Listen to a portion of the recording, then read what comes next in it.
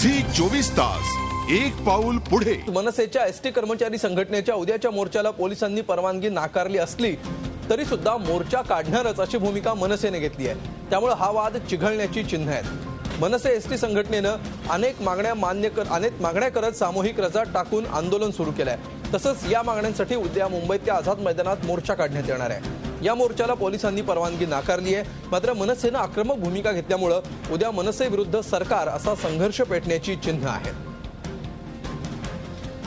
याविषयी आपण फोनवरून अधिक माहिती देण्यासाठी सध्या आपल्या सोबत आहेत मनसेच्या कामगार सेनेचे सरचिटणीस अविनाश अभ्यंकरजी, पोलिसांनी परवानगी नाकारलेली आहे तरी सुद्धा तुम्ही मोर्चाच्या तुमच्या भूमिकेवर ठाम आहात। सध्या काय घडतंय? पोलिसांनी परवानगी नाकारली तरी सुद्धा तुम्ही मोर्चा काढणार का? नाही, बेसिकली ती परवानगी टेक्निकल ग्राउंडला नाकारलेली आहे। आमची त्यांच्याशी संवाद चालू आहेत आणि डेफिनेटली उद्या अतिशय शांततामय मार्गाने मोर्चा होईल। कुठलाही आमचित प्रकार न करता अतिशय चांगल्या पद्धतीने मोर्चाचं नियोजन केलेलं आहे आणि तो ठरलेल्या वेळी होईल सकाळी 10 वाजता। अगदी अविनाशजी, महामंडळानं कामगारांना नोटिसा बजावणार असल्याचं म्हटलेलं आहे। जर या मोर्चामध्ये कामगार सहभागी झाले आणि कामावर हजर झाले नाहीत तर त्यांना नोटिसा बजावू असा इशारा महामंडळाने दिल्याची बातमी समजते आहे। याविषयी काय म्हणणं आहे तुमचं? महामंडळ फक्त तेवढंच करू शकते, ही दुर्दैवाची गोष्ट आहे। ज्या तत्परतेने ते नोटिसा बजावतात ना, त्या तत्परतेने म्हणावं जे 30,000 कनिष्ठ वेतन श्रेणीतले कर्मचारी आहेत, ज्यांचा पगार 3,000 ते 3,200 रुपये आहे, त्यांच्या कुटुंबाचा विचार करा। त्यांना जो रात्रवस्ती भत्ता मिळतोय 3 रुपये, त्याचा त्या महामंडळाने विचार करावा अगदी तत्परतेने। त्यांना जो शिलाई भत्ता मिळतोय 14 रुपये आणि 98% कर्मचारी एसटी महामंडळातला हा आज पूर्णपणे कर्जबाजारी झालाय, त्याचा लवकर विचार करा। 2000 ते 2004 आणि 2004 ते 2008 हा मध्ये करार झालेला नाही, फक्त वैयक्तिक भत्ता दिलेला आहे, त्याचा महामंडळाने गांभीर्याने विचार करावा। कुठल्याही प्रकारचा बोनस दिलेला नाही, त्याचा महामंडळाने गांभीर्याने विचार करावा। महिला कर्मचाऱ्यांकरता कुठल्याही प्रकारची कामगार कायद्याला धरून सुव्यवस्था नाही, त्याचा महामंडळाने विचार करावा।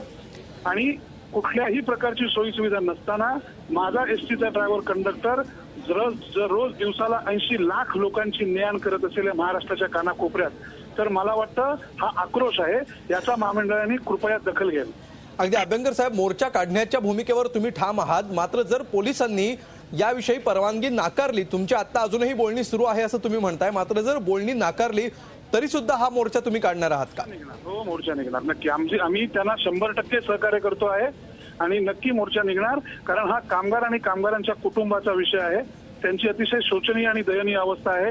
महामंडळाच्या अधिकाऱ्यांना काही फरक पडत नाही, ते एसीत बसून फक्त मजा करतायत आणि कर्मचारी पूर्णपणे कंगाल झालेले आहेत। आणि हा काही कालचा आक्रोश नाही, काही वेळ जात नाही म्हणून मोर्चा निघत नाहीये, हे अनेक वर्ष गेली चालू आहे। ही जी कनिष्ठ वेतन श्रेणी आहे ती 2000 साली महामंडळ तोट्यात आहे म्हणून त्यांनी अंमलात आणली होती आणि आजता गायत तो वेठबिगार कामगार तिथे काम करतोय। समान काम समान दाम हा मला वाटतं कायदेशीर हक्क आहे आणि जर महामंडळ कामगार कायद्याची भाषा करेल तर मी नम्र विनंती करीन, मला आपला आवाज ऐकायला येत नाहीये, मी नम्र विनंती करीन की महामंडळाने आपण कर्मचाऱ्यांच्या बाबतीत कशा प्रकारे लेबर ऍक्ट पायदळी तुडवलेला आहे याचा विचार करावा।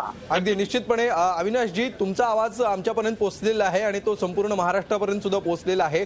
मनसे आपल्या भूमिकेवर ठाम आहे। पोलिसांकडून परवानगी मिळवण्यासाठी मनसेची सध्या पोलिसांची बोलणी सुरू आहेत, मात्र तरी सुद्धा जरी पोलिसांनी परवानगी नाकारली तरी सुद्धा मनसे आपला मोर्चाचा कार्यक्रम रद्द करणार नाही। हा मोर्चा निघेल, कारण एसटी कर्मचाऱ्यांच्या हक्काचा हा सवाल आहे अशी भूमिका मनसेची आहे।